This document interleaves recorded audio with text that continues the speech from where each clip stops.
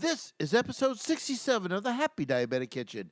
And in this episode, we are going to meet Susan Weiner, an award-winning nutrition, health, and diabetic expert of the world. This interview is going to be absolutely epic. Stay tuned.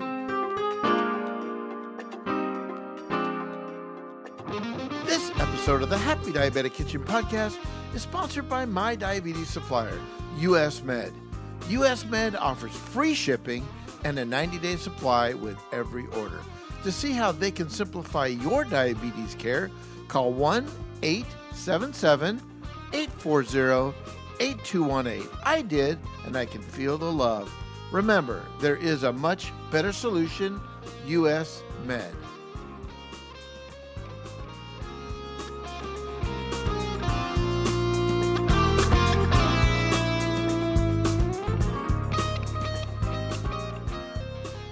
Hello everyone, welcome to the Happy Diabetic Kitchen. I am your host, Chef Robert Lewis, the Happy Diabetic, and this is the internet's most delicious cooking podcast. I'm here in the kitchen, getting ready to explore a healthy diabetic lifestyle. I want to take the mystery out of healthy cooking and explore some amazing foods and my diabetic journey with all my successes and all my challenges. So let me help you live your best happy diabetic lifestyle. So welcome to the kitchen. And if you're new to the show, I am so happy you're here today. Again, welcome.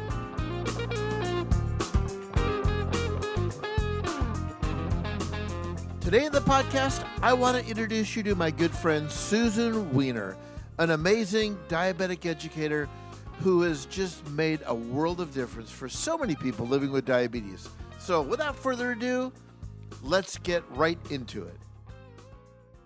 Hello, everybody. Welcome back to the Happy Diabetic Kitchen podcast. In the kitchen today, Susan Weiner. Oh my gosh, Susan, it is just amazing to have you here. I have your bio in front of me, and there's just so much. I mean, there's pages and pages about you.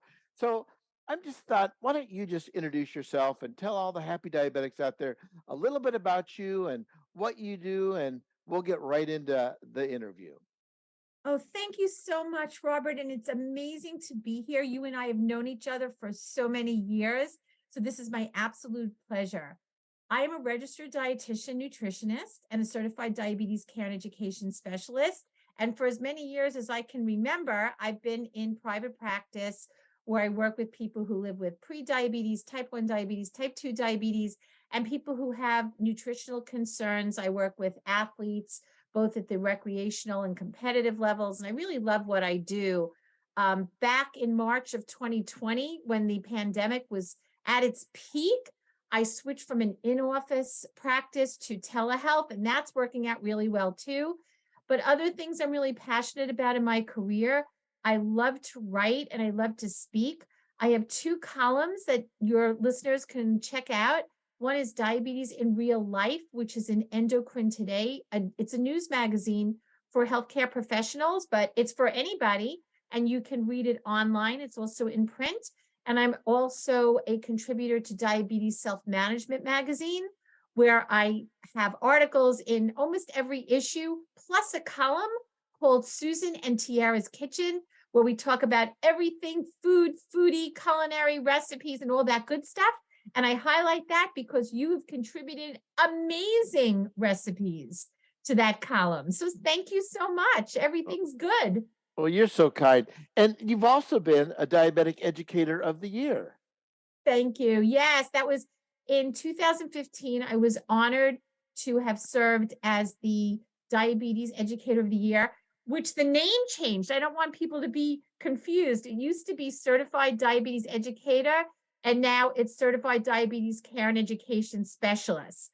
And while it's a mouthful, I think that it really encompasses that we do more than education.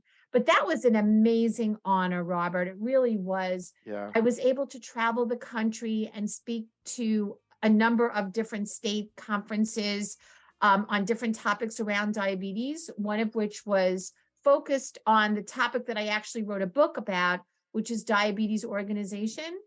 And most recently, I was honored by the Academy of Nutrition and Dietetics with a Distinguished Service Award for my work in diabetes. So I'm very proud, honored, and humbled to work with the diabetes community and with the healthcare professionals. Well, I'm excited and humbled that you're here in the kitchen with us today. So before we get started, Susan, I have a question. Are you ready to get happy? I am so ready to get happy every day of my life. That Absolutely. that is awesome. So, Susan, what's your earliest food memory? I mean, tell us about the food and dishes and maybe the people that prepared it that really made a, impact on you.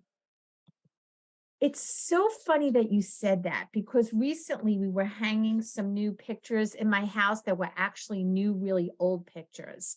And Mhm. my first food memory goes back to my grandmother's house, who lived in Brooklyn, and she was a immigrant from Russia, spoke very little English, and made the best soups, of course, from scratch, that filled the home with the sense and smell of just family and happy. And so I try to replicate, as did my mom, some of those recipes. We can't get it exactly, but whenever I smell delicious aroma of soups, it brings me back those really positive memories of Yeah, being with family and my grandmother.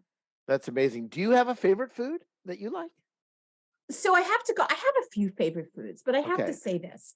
One of my favorite things that I've done forever is garden. And I live in New York, so the season is somewhat short for gardening, but my favorite foods are really what I grow because I turn them into some incredible recipes.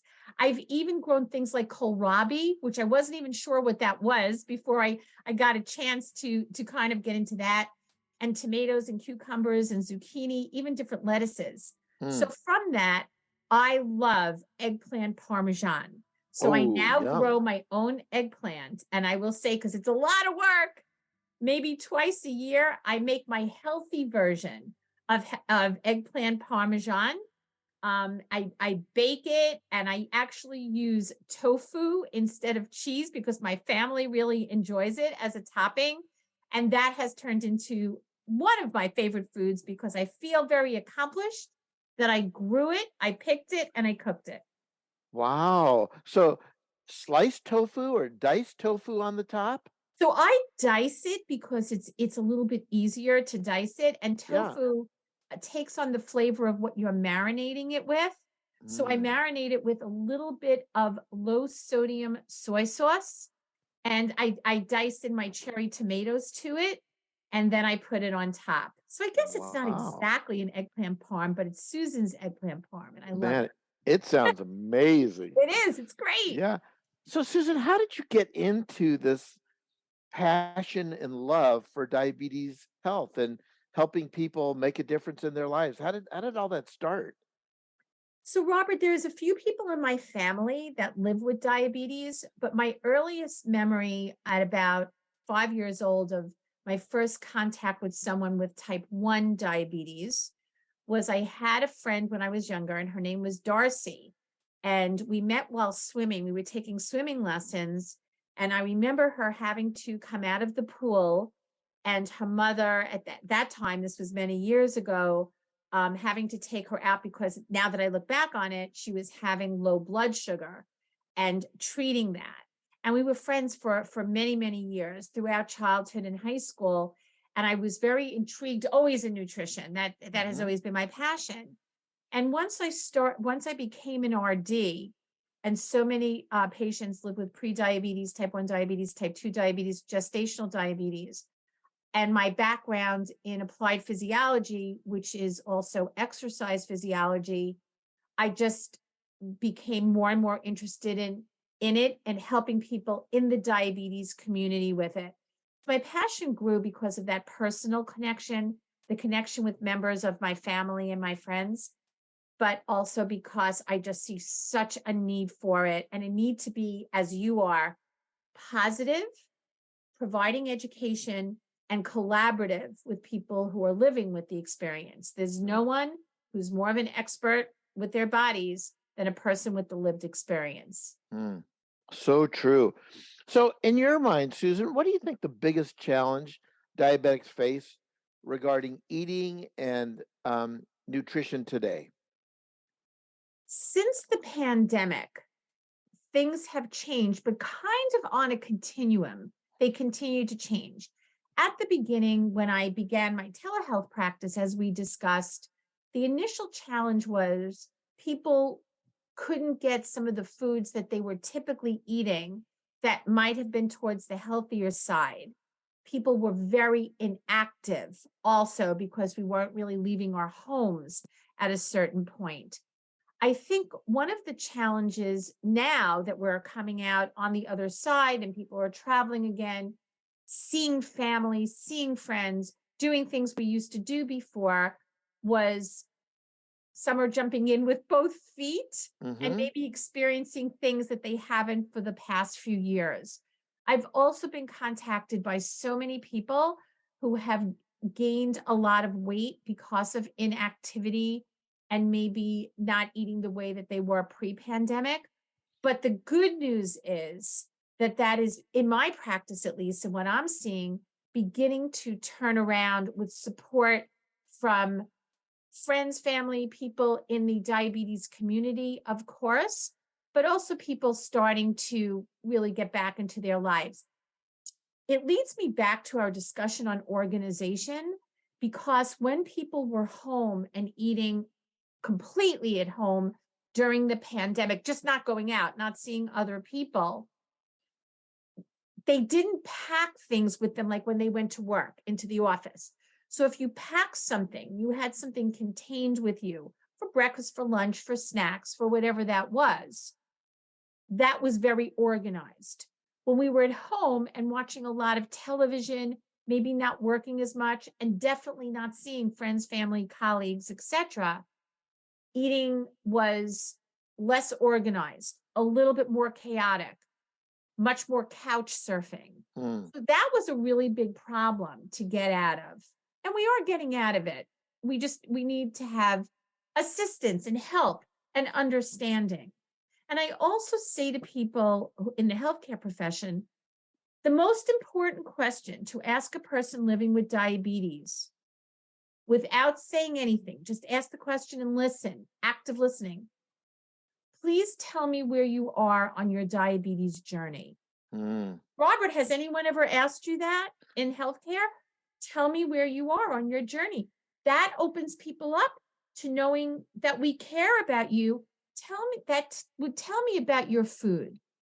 Tell me about what an issue might be about taking medication, checking your blood glucose, exercising, so that active communication can open up a great dialogue about food. I have never been asked that question. That's right. But what a great question. Yes. Because that would, be, of course, I'm very honest with all my care team.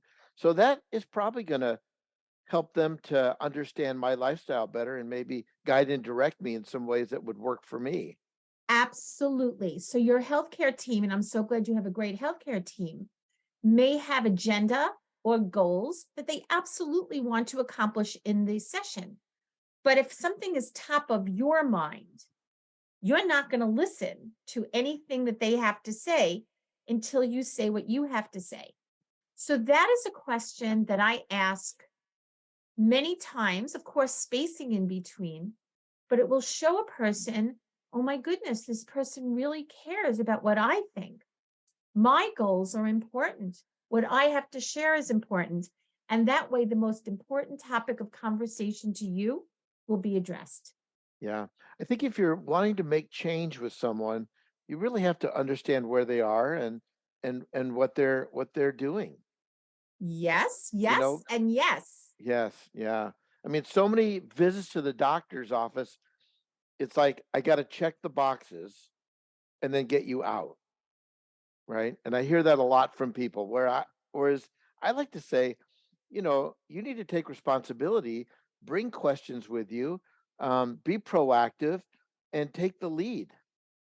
And that's another piece about organizing. When we talk about, and I speak to my clients, the people I collaborate with all the time who live with diabetes. If you come into an appointment, whether it's on telehealth or in person, with everything written down, your healthcare provider will know that you mean business, Right. and you will hit all those points. It's Right. very important. And folks in the medical profession are being burnt out too.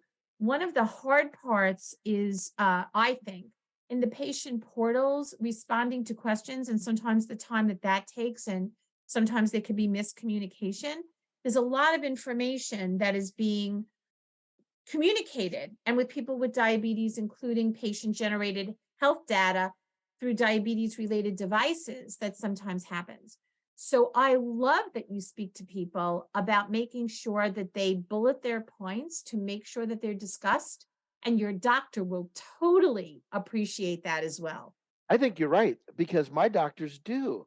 They like go, oh, okay, great. Because listen, we're all trying to accomplish the same goal, right? Live healthy, live longer, live better. So yeah, interesting. Well, Susan, when you talk about organization, a couple things come to my mind, especially during COVID, where, you know, because I was in my house a lot, looking at my kitchen as I do every single day, trying to figure out this is really an organized mess. I mean, I have drawers full of stuff, pots I haven't used, and really it makes the whole cooking kind of cumbersome. And I know you've done a lot of work in this space of kitchen organization. So how do you feel about giving us uh, your take on it? I love this topic.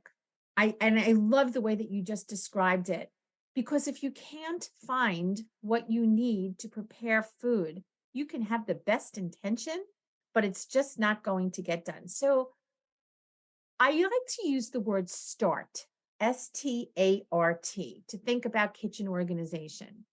And before we discuss START and how to start, I want to say, not everything has to be done at once. Just like everything in life, take one small piece of kitchen organization and start there. And Robert, you bring up a good point. We start with the kitchen. Don't say you're going to organize your entire house. You can't do your shoes and your coat closet the same time that you're doing your kitchen. So if we start in the kitchen, the S stands for sort, SORT. Sort through to make sure those items belong there. Like you brought up certain pots or pans that you use. If they don't belong there, move them away. Either give them away, or if you really love them and want to use them another time, like maybe there's a big pot that you use for something you're making for Thanksgiving, for example, move it to an area that's not in prime real estate in your kitchen. So that begins the decluttering process. Just sort through your current items. Is the countertop a challenge because it's cluttered? And another really big one, do you have duplicate items? Oh, I do. Yes. Duplicate items, get rid of them, donate them, toss them, put them in a different place. Even with your food, do you have two types of garlic powder in your pantry? Get rid of one. You don't need duplicates. And also, that's a great way to save on budget for duplication. That's a great point. Absolutely. And then the T stands for toss. Toss anything out that is chipped or broken, expired, rusty. The A is for assign. All items do deserve a home in your kitchen. Put the things that you're using most often in center stage where you can get to them often. And then the R is for rethink containers. You and I have talked about this so much. Clear is king. If you can't see what's inside, then it's not going to work. Make sure it's a clear container with a good fitting top and use a label on it. And then the T is for take account. Just take account of your organizing system and evaluate it regularly to make sure it's working for you. So START, start today organizing your kitchen. Take a little bit at a time. I love it. And, for me personally, I feel really good when I do that. It's almost like getting a haircut. You kind of feel good about yourself, or cleaning your car out. You kind of feel refreshed and good. And I know for me in the kitchen, when I get into my, not organizing and just kind of being lazy about it, it's a cluttery mess and I can't find what I want, and it's frustrating. It's frustrating. Great point. And you're not going to cook your healthy meal that you intended to. because it just looks like you can't sort through it. You can't get to where you need to be. Yeah. So the organization does not have to be and should not be something that makes you uncomfortable.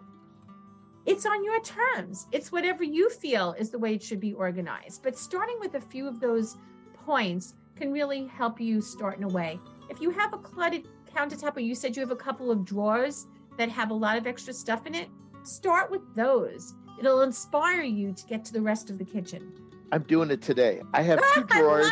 I'm looking at them right now, and I open them up, and there's knives and stuff. It's a mess. And listen, I'm not perfect. I'm not the poster child for perfectness. So I've got a lot of work I need to do. So thank you for inspiring me that way. I love that you even use that word.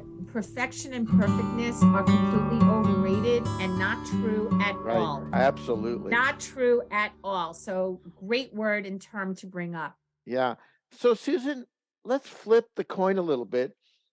How can I best organize my diabetic life? Any thoughts about that? Yes. And I think it goes back to, where are you on your diabetes journey? So when someone is first diagnosed with diabetes, it is exceptionally overwhelming. There is too much information that comes all at once, because we want to get all the information out there. And it's not only from healthcare professionals, friends and family, even well-meaning coworkers, the online community, and Dr. Google. But there are just so many places where information comes from that it's so overwhelming. So in my humble opinion, the best place to get started is what is the most important. And if that is starting on a medication, if that is following up with medical appointments, and if that is your food, start with 1, 2, or 3 places that you want to get started on. But going back to what you said before, it does not have to be perfect. Perfectionism and the constant reminder of numbers with diabetes makes people overwhelmed. Mm-hmm. Robert, I heard a number recently, which I found very overwhelming, that a person with type 1 diabetes makes 180 health-related decisions every day. So that's 8,700 hours a year spent on diabetes self-management, and only 28 minutes a year spent with a healthcare practitioner. That's overwhelming. Those numbers are very real and overwhelming. So the first place to start is a small thing that you can do that you're comfortable with to make your life better. And then you can embrace and move on to the next thing. And like I said, it may be 2 or 3 things that have to be done at once. And that's what we need to do to manage, but not everything at once. If you start food shopping, preparing healthy meals, maybe the next thing is to start to incorporate more physical activity. And then you move on to the next part and the next part. And after a while, it builds up into a very positive change in lifestyle. Yeah, I've learned from me, because I don't have a lot of patience. So I love to go like all in, but that doesn't really ever work for me.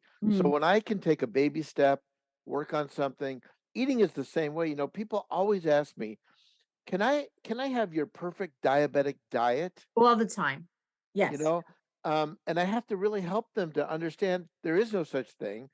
Why don't we talk about how to eat a lifestyle way that you can sustain for the rest of your life, that will help you live your best and healthiest life? Absolutely. But people, we get on the internet to Dr. Google and we look for the quick fix, the supplement, the miracle tea, all these things that, I think to be successful in diabetes, at least for me, is when I woke up and said, I need to take ownership in my disease. It's not about what other people are what I'm expecting other people to do, or my family or my friends. But as soon as I take responsibility, then amazing things started to happen for me. Yeah. I stopped blaming people, stopped blaming my doctors and blaming this and blaming that. It's all on me. And there is I work with a number of people who live with diabetes that I've been inspired from. Well, everybody I work with, I'm inspired from. In so many ways, I'm very grateful for working with all people that I've had in my practice throughout the years. But I love the idea of meditation, breathing, Mm. as it relates to diabetes and other chronic illnesses for helping people be more centered, feel good about themselves. And there are a number of communities now that offer this online, on Zoom for free, and brings the diabetes community together. And I think that this is such an important aspect, jumping off what you're saying, because it goes back to the individual, but it's not saying, because willpower doesn't work, right? It's not Right, saying that, it's not finger wagging, shaming, blaming, guilt. None right. of that works. It's very detrimental, leads to more burnout and anxiety and stress, which we all have enough of. But using meditation and centering and really embracing it can help one get to where they need to go, as much as medications in certain Hmm. ways that are affecting mental health. Hmm. So I now suggest that to people as well. Yeah, I think that's a great suggestion. One of my favorite people on the planet, Bill Polanski, Dr. Bill Polanski, Mine he too. likes, yeah, he's a great guy. He likes to talk about this idea of the diabetic police.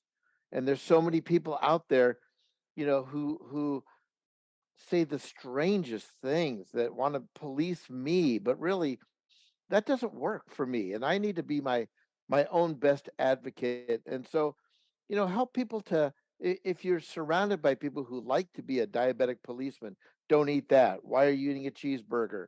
You shouldn't be doing that. And you don't exercise enough. I mean, that just kind of wears on you. And I think you have to change that paradigm. You have to find people who can support you and love you and help you along the journey. Yes. And again, it goes back to where asking, where are you on your journey, so that you can jump off from that starting point and move from there. And when Bill does talk about, we've had this conversation about the diabetes police, which happens, could be at a party, if somebody sees you eating something in an office, wherever it is. Do you use it as an educational moment? Do you walk away? Do you lose your cool? Everybody's different. So I love the way that you handle it. I really Yeah. do. It's Yeah. excellent. Yeah. And I didn't used to do this, but I love now the opportunity. I love to help people to know that you don't really eat yourself into diabetes. But it's all part of a healthy lifestyle. And just, I wear a Libre CGM, and people are always asking me, what is that? And I say, well, Right. that's my Wi-Fi hotspot. Do you need to jump on? And they laugh just like you because it's ridiculous. But it gives me a chance to share my diabetes story that I think they can relate to, and I'm sure they know people that has diabetes. And so, Your educational moment, and teaching them what it is, and making it so that somebody can learn something from what you're saying. And you yeah, know what?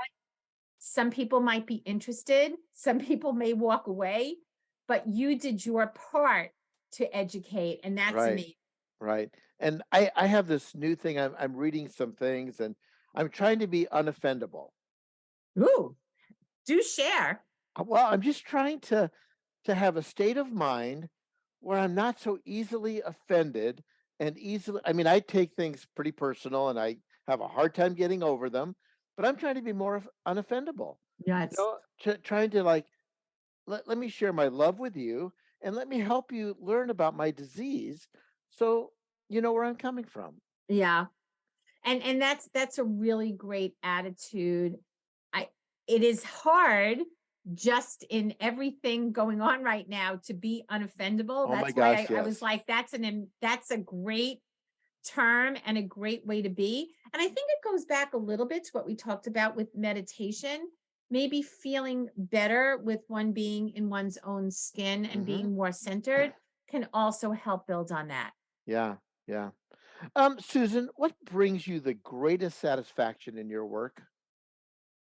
Oh, I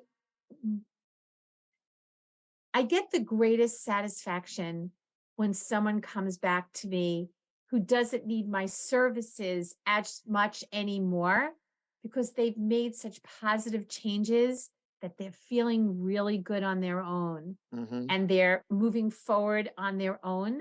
And I have patients, Robert, I have to tell you, that I've been working with for over 25 years. Not all the time. I speak to them a few times a year. We tweak. Things change over the course of years, so we update them. But I think the most satisfying thing to me and brings the biggest joy to me, and why I continue to do this, is seeing people thrive with their diabetes on their own because of the work we've done together. Yeah. Wow, that's amazing. On the flip side of that, what are some of your greatest challenges? Some of the greatest challenges now that I see, and I'll broaden this to the community, the diabetes community and beyond, is food insecurity, for sure. And people not always saying what's really going on for fear of being shamed or guilted and judged. So I am very into making people feel comfortable enough. Again, asking the question, where are you Mm-hmm. on your diabetes journey? Or I'm not going to, I know I'm talking a lot today, but I'm not going to speak. I'm going to actively listen to what you're saying, because they've been shamed or they felt shamed. It could be a perception. There is a power differential that often exists between a person seeking medical guidance and a healthcare professional. So, as an example, when someone comes into a physician's office or a healthcare professional's office, and the healthcare professional says, you really should lose 10 pounds before you come back next time, a person will easily solve that by not going back Going next back, time. right, right. So it's the way that messages are often delivered, and often they're delivered condescendingly, because believe me when I tell you, a person knows they have to, or it would help their outcomes if they might lower their body weight to a lower body weight, Mm-hmm. or eat a certain way, take their medications as prescribed. And also another big challenge is, why is somebody maybe not taking medications as prescribed? Maybe they can't afford it. Maybe there's another issue in a change of life. Maybe they're recently divorced or widowed, or had a financial change or a job change. So we can't assume that what we're seeing on the surface is what's going on. So that's really a challenge. I do feel that in my practice, it's very important to understand those things before giving additional information, because we're not dealing with the underlying issues. Right, right. Wow. Well, Susan, it's been amazing having you here. I Anything else? loved it. Anything else you would like to talk about before we get into our game? Because we're going to play a little game here for big prizes, and we'll just see how you do. Oh, goodness gracious. Okay. The only thing I would like to say is that I'm a big fan of the diabetes peer support community. If anybody needs support for other people who are living with diabetes, find people who you want to talk to in various communities, whether it's through Diabetes Sisters, which you and I have big fans of for years, Beyond Type 1, Beyond Type 2, number of different communities. And the Association of Diabetes Care and Education Specialists, ADCES, has a really good reference sheet to all the different diabetes support communities. So feel free to go on and check them out and see which ones you might be comfortable with. Many are online, some are in person now. I know JDRF has some meetups, and so does Diabetes Sisters that are in person. That may depend on your community and what you're Right. comfortable with, but I'm really a fan of peer support. I'll post all those links in the show notes. And of course, anything you would like me to post in the show notes, just send them my way. And we'll put all your contact information in there, and how best people can find you, and or how you want to be found. I do love your brand new website. I think that looks you. really good. Yeah. Thank you. Thank you. My Yeah. website also, when I do keep up with it, which I try to, I also post my most recent articles where there are links. I've written, like I said, in Diabetes in Real Life, that comes out quite often in print and online. And there were many other articles there. And some of the peer-reviewed articles that I've written for journals are also linked there. Some of my interviews that I've done for Helio are on there as well. So yeah, check it out. And people can also contact me through my website. It will go directly to my email, and it's SusanWeinerNutrition.com. So go check it out. Perfect. Perfect. Well, Susan, I'm feeling so much love to have you on my show. Thank you very much for taking the time. This was amazing. For me too. Thank you so much. You're so welcome. And when we come back, we will play the Rapid Fire 911. So we're going to ask Susan some questions when we come right back. Stay tuned, everybody. We will be right back.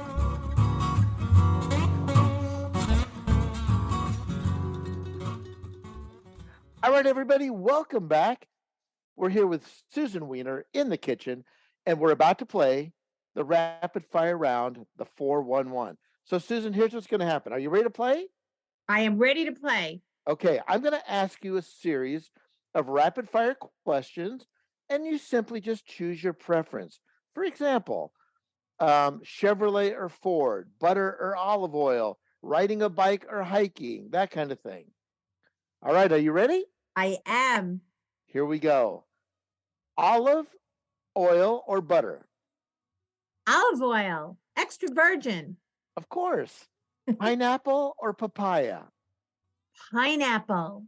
Me too. I love pineapple. Waffles or pancakes? Waffles with peanut butter. Ooh. Grilled chicken or grilled fish? Grilled fish. Do you have a favorite fish? I love halibut on the grill. Yeah, that is, I love halibut. That's really great. I love sea bass when I can find it. That's really great. Chunky or smooth peanut butter? Smooth all the way. Chunky for me, sorry. It's a big issue at our house. Valentine's Day or St. Patrick's Day? I love them both because I'm in New York. I'm going to go with St. Patrick's Day, but I've only been to the parade once. Wow. Okay. Broccoli or Brussels sprouts? Brussels sprouts in the air fryer. Bacon or ice cream? Oh, ice cream. Really or bacon good ice cream. Or bacon ice cream. Coffee or tea? Tea. I'm not a coffee drinker. Tea. Okay, good to know. Superhero or supervillain? Superhero. Wow, I get that. Roller coasters or merry-go-round? Merry-go-rounds. Me too. I am not a roller coaster person. All right, Susan, and finally, if you could break bread with anybody, past or present, who would you like to have a meal with? I'm going to say that's a great question. I'm going to say Maya Angelou. Ooh. And the reason I'm going to say Maya Angelou is because I end all of my presentations with one of her quotes. And I'll phrase it now. I hope I get it close. But this is one of her quotes, and it's at the end of all my big presentations, which she said, "I've learned that people will forget what you said, people will forget what you did, but people will never forget how you made them feel." And I hope that I make people feel happiness and joy. So I would love to break bread with her. Wow, I would love to cook the dinner for you if I could. No, I'm going to hold you to it. Okay, deal. Wow. Well, listen, just so you know, I think today you're making a lot of people feel really good. And I think that you've given people some hope and some really great ideas that they can make small changes that can really help them with their lifestyle way and how they deal with their diabetes.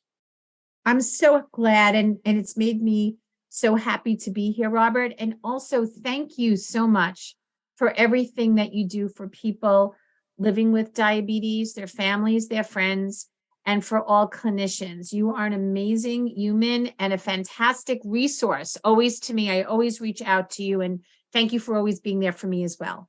Well, I'm honored to work with you anytime we can. Thank you, Susan. It's been great having you on the show. And will you come back again? Absolutely. I'd love to. That is awesome. Thank you for being here. Absolutely. Thank you.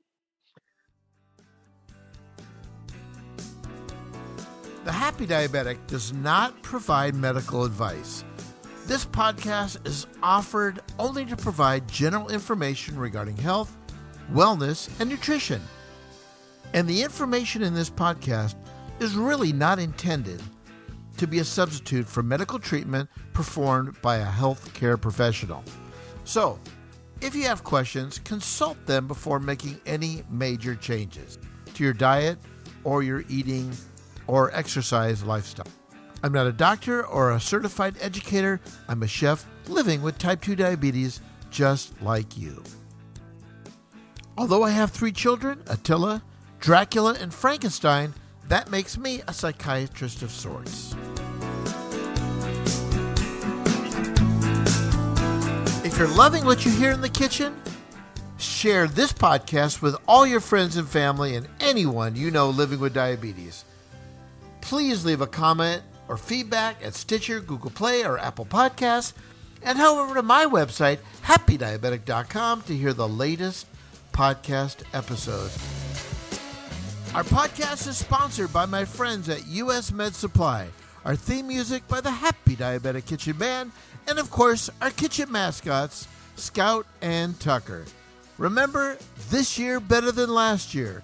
This month better than last month. This week better than last week.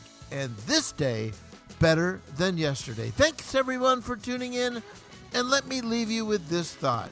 Julia Child once said, "The only real stumbling block is fear of failure.